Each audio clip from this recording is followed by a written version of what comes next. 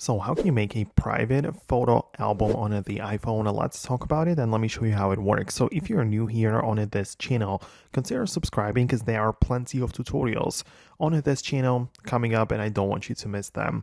So first of all, if you want to keep all of your photos private, sort of, you can hold down on the photos icon on your home screen and click on require Face ID.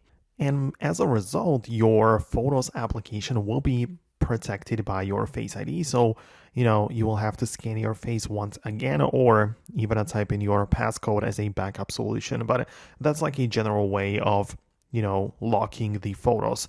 However, if you want to separate them into private album, the best way to do this is by utilizing the hidden folder.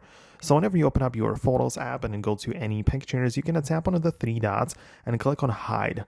And this will move it to the hidden folder, so it's not going to appear in your regular photo library. It's not going to be visible in like different albums.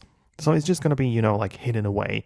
And the cool thing about it is that the hidden photos album can also be passcode and Face ID protected.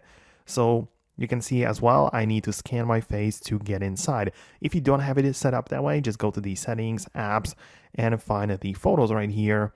And inside there, you get to decide if you want to use the Face ID, right, for it. So make sure that the use Face ID is green and that the toggle is enabled that way. So you can see that's how it works.